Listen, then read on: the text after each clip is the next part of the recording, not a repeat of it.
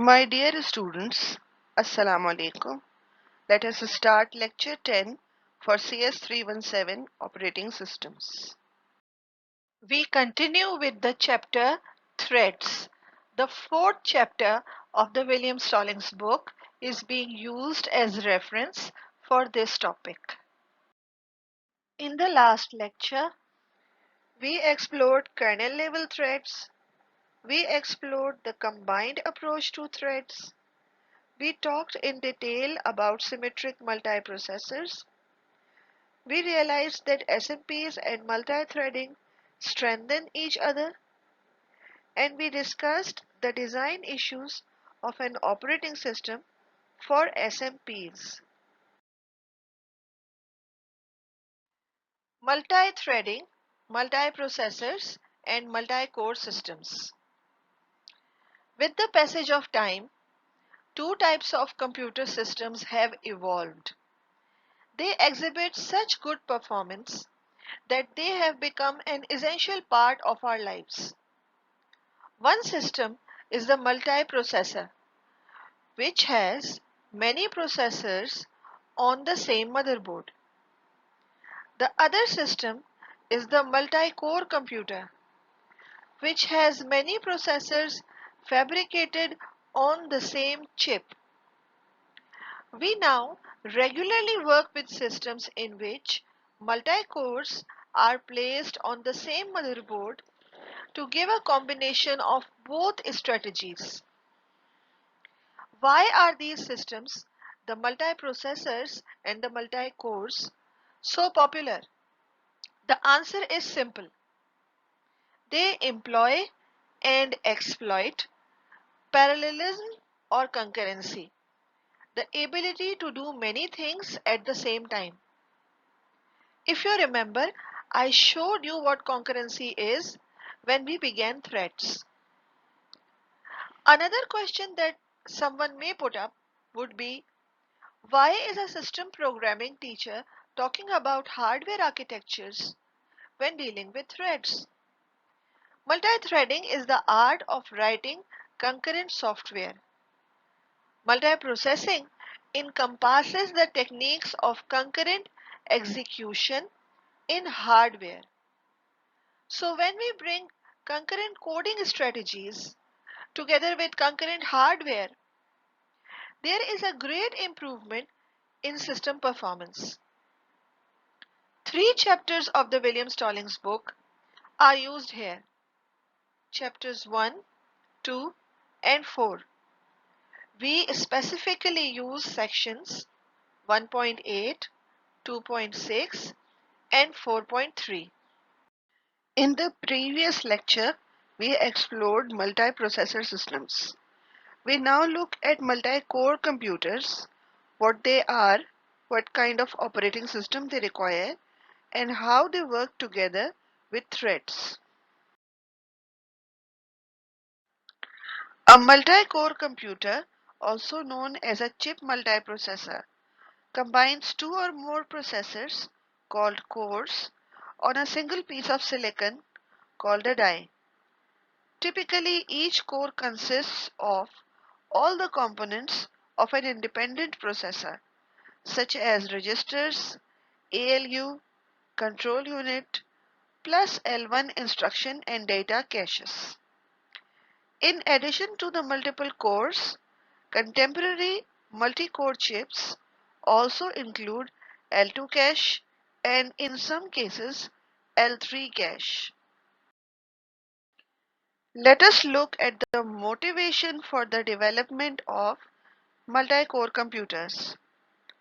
For decades, multiprocessor systems have experienced a steady increase in performance due to increase in clock frequency, moving cache memory closer to the processor, and increased exploitation of parallelism in instruction execution and memory access. Now designers have come up against practical limits in their ability to achieve greater performance by means of more complex processors. We have come to a place where we cannot use the above techniques to speed up the processor anymore. So designers have found that the best way to improve performance is to put multiple processors and a substantial amount of cache memory on a single chip. An example of a multi-core system is the Intel Core i7, which includes four x86 processors, each with a dedicated L2 cache and with a shared L3 cache. One mechanism Intel uses to make its caches more effective is prefetching, in which the hardware examines memory access patterns and attempts to fill the caches speculatively with data that's likely to be requested soon. The Core i7 chip supports two forms of external communications to other chips: the DDR3 memory controller and the Quick Path Interconnect. The DDR3 memory controller brings the memory controller for the DDR or double data rate main memory onto the chip. The interface supports three channels that are 8 bytes wide for a total bus width of 192 bits for an aggregate data rate of up to 32 gigabytes per second. With the memory controller on the chip, the front side bus is eliminated. A front side bus is a computer communication interface that is often used in Intel chip-based computers to carry data between the central processing unit and a memory controller hub known as the North Bridge. We do not need a front side bus on the motherboard now because memory directly interfaces with the multi-core chip. The Quick Path Interconnect or QPI is a point-to-point link electrical interconnect specification. It enables high-speed communications among connected processor chips. So the QPI is used to communicate with other processing chips that may be connected to the same motherboard as our Intel Core i7. The QPI link operates at 6.4 gigatransfers per second. Bear in mind that interconnection bandwidth is the number of bits read out of or written into an interconnection device per unit time. If 16 bits are moved in every transfer, this makes 2 bytes per transfer. The QPI moves 6.4 into 2, that is 12.8 gigabytes per second. And since QPI links involve dedicated bidirectional pairs, the total bandwidth is 12.8 into 2, that is 25.6 gigabytes per second. Multi-core OS considerations. We shift our focus to the issues we will have to consider when designing an operating system for a multi-core computer. The considerations for multi-core systems include all the design issues discussed for SMP systems, but additional concerns arise. Current multi-core vendors offer systems with up to 8 cores on a single chip. With each succeeding processor technology generation, the number of cores and the amount of shared and dedicated cache memory increases, so that we are now entering the era of many core systems. The design challenge for a many core multi-core system is to effectively harness the multi-core processing power and intelligently manage the substantial on-chip resources. The potential for parallelism in fact exists at three levels in contemporary multi-core systems. First, there is hardware parallelism within each core processor, known as instruction level parallelism or ILP. ILP is about parallel execution of a sequence of instructions belonging to a specific thread of a process. Consider these instructions. Operation 3 depends on the results of operations 1 and 2, so it cannot be calculated until both of them are completed. Operations 1 and 2 do not depend on any other operation, so they can be calculated simultaneously. If each operation completes in 1 unit of time, these instructions can be completed in a total of 2 units of time, giving an ILP of 3 by 2. Second, there is the potential for multiprogramming and multi-threaded execution within each processor. If you haven't realized it yet, let me say it. Multiprogramming is a form of concurrency. You have multiple executable processes in the main memory. When a process finishes its CPU burst and asks for I/O, you initiate its I/O request and start running another process. In this way, the I/O burst of one process overlaps the CPU burst of another process.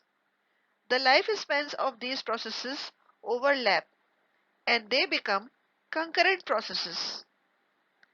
In multithreading, each processor overlaps different threads the same way processes are overlapped in multiprogramming. When a thread finishes its CPU burst and asks for I/O, you initiate its I/O request and start running another thread. In this way, the I/O burst of one thread overlaps with the CPU burst of another thread. The lifespans of these threads overlap and they become concurrent threads. Finally, there is the potential for a single application to execute in concurrent processes or threads across multiple cores. An application contains multiple processes or threads. Multiple cores execute processes or threads of the same application. Without strong and effective operating system support for the last two types of parallelism just mentioned, hardware resources will not be efficiently used. Strategies for multi-core operating system design. There are two approaches which system designers use to create operating systems which work well with multi-core machines. One is to exploit parallelism in applications and to develop techniques to do this. And the other is called the virtual machine approach. Parallelism within applications. Most applications can be subdivided into multiple tasks that can execute in parallel, with these tasks being implemented as multiple processes, perhaps each with multiple threads. The difficulty is that the developer must decide how to split up the application work into independently executable tasks. That is, the developer must decide what pieces can or should be executed in parallel. It is primarily the compiler and the programming language features that support the parallel programming design process. But the operating system can support this design process by efficiently allocating resources among parallel tasks as defined by the developer. Perhaps the most effective initiative to support developers is implemented in Mac OS X 10.6, also known as Mac OS X Snow Leopard. It includes a multi-core support capability known as Grand Central Dispatch or GCD. GCD does not help the developer decide how to break up a task or application into separate concurrent parts. But once a developer has identified something that can be split off into a separate task, GCD makes it easy to actually do so. GCD is a thread pool mechanism in which the operating system maps tasks onto threads. It is a new and valuable tool for exploiting the available parallelism of a multi-core system. Developers are encouraged to identify functions of their applications that would be better executed in another thread than the main thread. GCD makes it easy to break off the entire unit of work while maintaining the existing order and dependencies between subtasks. Virtualization. Traditionally, applications have run directly on an operating system, on a PC or a server. Each PC or server would run only one operating system at a time. Thus, the vendor had to rewrite parts of its applications for each operating system or platform they would run on. An effective strategy for dealing with this problem is known as virtualization. Virtualization technology enables a single PC or server to simultaneously run multiple operating systems or multiple sessions of a single operating system. A machine with virtualization can host numerous applications, including those that run on different operating systems on a single platform. In essence, the host operating system can support a number of virtual machines or VMs, each of which has the characteristics of a particular operating system, and in some versions of virtualization, the characteristics of a particular hardware platform. Commercial virtual machine offerings by companies such as VMware and Microsoft are widely used, with millions of copies having been sold. In addition to their use in server environments, these VM technologies also are used in desktop environments to run multiple operating systems, typically Windows and Linux. Let's take an in-depth look at a virtual machine. The virtual machine monitor or VMM or hypervisor runs on top of the host operating system. The VMM supports virtual machines, which are emulated hardware devices. Each virtual machine runs a separate operating system. The VMM or the hypervisor handles each operating system's communications with the processor, the storage medium, and the network. To execute programs, the VMM hands off the processor control to a virtual operating system on a virtual machine. Most virtual machines use virtualized network connections to communicate with one another when such communication is needed.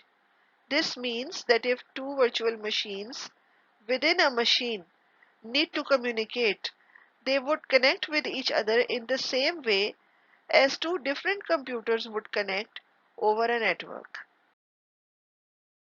Virtual machine approach. We allow one or more cores to be dedicated to a particular process and then leave the processor alone to devote its efforts to that process. In this way, we avoid much of the overhead of task switching and scheduling decisions. The multi-core operating system could then act as a hypervisor that makes a high-level decision to allocate cores to applications, the same way that a hypervisor allocates processors or cores to different virtual machines. In the early days of computing, one program was run on a single processor. With multi-programming and time sharing, each application is given the illusion that it is running on a dedicated processor. When we interleave processes like we do in time sharing, switching overhead grows and starts to affect the machine's response times. With many core systems, this interleaving and switching becomes unnecessary as we are not functioning with one processor anymore. The operating system assigns an application, a processor, and some memory, and the program itself, using metadata generated by the compiler, would best know how to use these resources. The idea is this: dedicate a process or a thread to one core.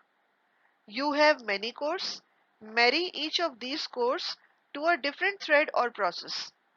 Then let it run on the same core until it completes. Do not switch it. Switching takes time. We have a system with many processing elements, so we can simply distribute our threads or processes on different processing elements such that when we put the thread or process on a core, we let it stay on that core until it finishes off.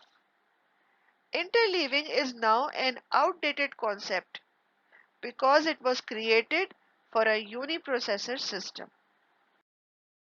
So while the first strategy asks to identify parts of a process that would run in parallel, map these parts to different executable entities, and execute them on different cores, the second strategy says stop looking for parallelizable portions. Rather, stop changing processes or threads on a core. Assign each executable entity to a separate core. Let the executable entity start and end at the same core without interruption. We have looked at multi-core computers, what they are, what kind of operating system they require. We now investigate how they work together with threads. Performance of software on multi-cores. The use of a multi-core system to support a single application with multiple threads might occur on a workstation, a video game console, or a personal computer running a processor-intense application. The potential performance benefits of a multi-core organization depend on the ability to effectively exploit the parallel resources available to the application. There is a law that we use for performance evaluation of hardware. This is known as Amdahl's law. I am not going into the detail of the law, but I am just going to state what it says. Amdahl's law states that the speedup of a machine is the program execution time on a uniprocessor divided by the program execution time on n parallel processors, or speedup is 1 upon 1 minus f plus f upon n. So what is f? The law assumes a program in which a fraction 1 minus f of the execution time involves code that is inherently serial, and a fraction f of the execution time involves code that is infinitely parallelizable with no scheduling overhead. Amdahl's law assumes that some part of the program cannot be executed in parallel and is inherently serial. The rest of the program can be parallelized and distributed to as many workers as the system has. The parallel part is assumed to be a fraction f. Since the whole is always 1, the serial part would be a fraction 1 minus f. From our figure, Amdahl's law can be clearly understood. When we run the program on a uniprocessor, all the code runs sequentially. But when we run it on two processors, The serial part does not distribute and takes the same time that it took on the uniprocessor. However, the parallel part takes half the time on the uniprocessor as it is distributed equally over the two CPUs. Carrying the example forward, we can expect that the time of the parallel part will divide by 4 if we run the program on 4 CPUs. So as the number of processors grows, the time of the parallel part shortens. This law appears to make the prospect of a multi-core organization attractive. Now assume that 90% of a program can be parallelized. So F is 0.9 and a system has 10 cores. So N is 10. Putting these values in the formula of the speed up, which I showed you in the previous slide, S comes out to be 5.26. What does this mean? This means that if I invest in a machine containing 10 cores, I will get only 5 times the speed I achieved on a uniprocessor. A 10 times better machine will provide a 5 times better speed up. This means 10 times the money, 5 times the speed up. And this is happening when only 10% of the program is serial. Will you invest in this machine? Do you think it is worth your money? Expected versus actual performance. In reality, software typically incurs overhead as a result of communication and distribution of work to multiple processors.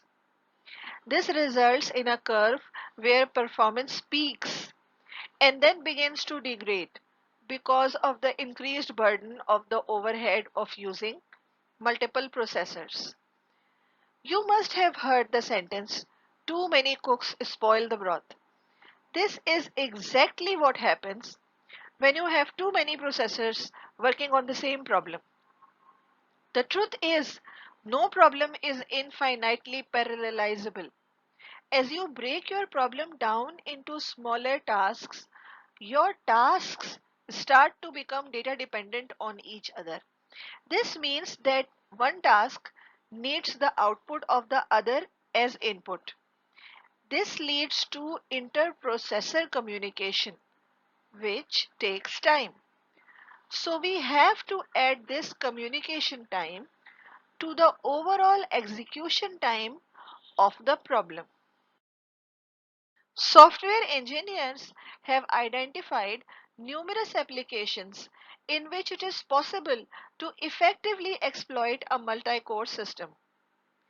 In a set of database applications, great attention was paid to reducing the serial fraction within hardware architectures, operating systems, middleware, and the database application software. As this example shows, database management systems and database applications are one area in which multi-core systems can be used effectively. We are looking at nearly straight lines making 45-degree angles to both axes. This means that the system speed up is nearly equal to the number of CPUs. If we use 5 CPUs, we get 5 times the speed achieved on a uniprocessor. Many kinds of servers can also effectively use the parallel multi-core organization because servers typically handle numerous relatively independent transactions in parallel. Numerous classes of applications benefit directly from the ability to scale throughput with the number of cores. We list here 4 classes of applications: multi-threaded native applications, multi-process applications, multi-instance applications, and Java applications. Multi-threaded native applications. Multi-threaded applications are created by having a small number of highly threaded processes. Examples of threaded applications include Lotus Domino or Siebel CRM Customer Relationship Manager. Multi-process applications.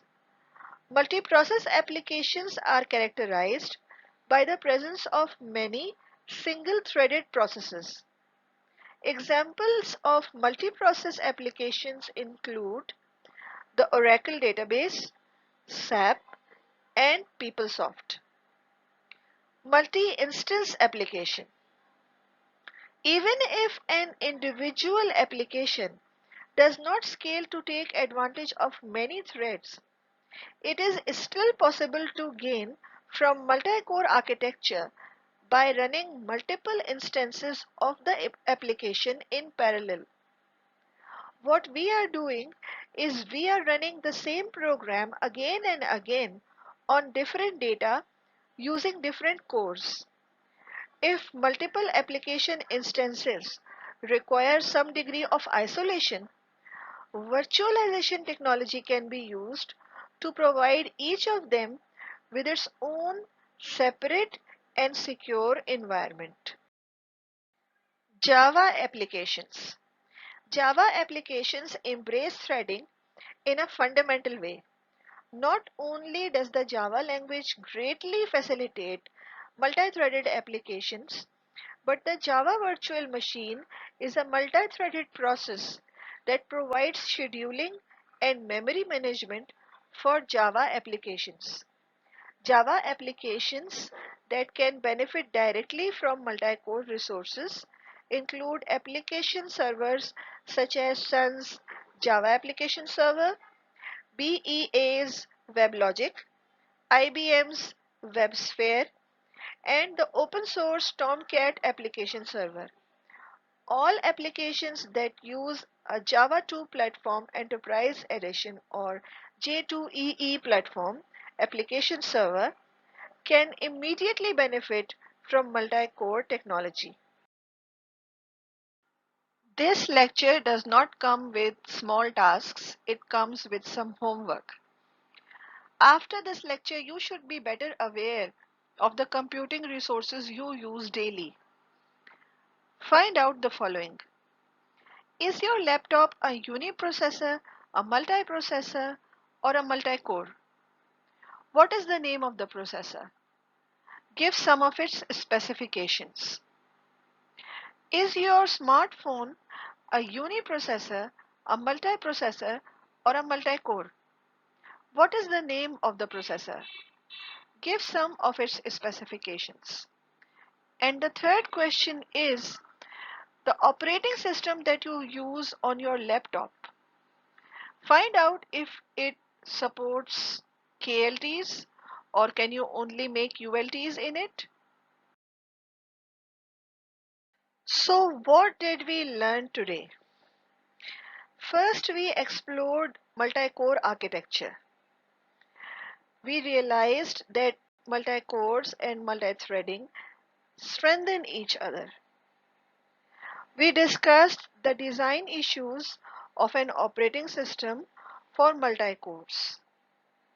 We listed the applications that show improved performance when working over multi-cores. So in essence, we covered nearly every aspect of the multi-core architecture, the hardware, the operating system that goes with it, the applications that will be better able to use it. All of these aspects were covered in this lesson. Finally, we come to a place where I leave you with some things to do. I will not ask you to submit the homework, but I want you to do it. You are going to be a computer engineer. You need to be aware of the computers that make up your personal area network. You must know their hardware and software. So the homework will take a bit of time, but it will be worth the effort. So do the homework, read the book, write your questions on a piece of paper and keep it in front of you during the online session. And if you have suggestions relevant to content or quality of this lecture, email them to me. My dear students, the pandemic rages on. These are dark times, but even in these times, we have found a way to learn, a way to grow. If your loved ones are sick, I hope that they get better. If you have lost someone to COVID 19, I pray that Allah blesses them and that He blesses you. I am with you always. I shall see you soon. Allah Hafiz.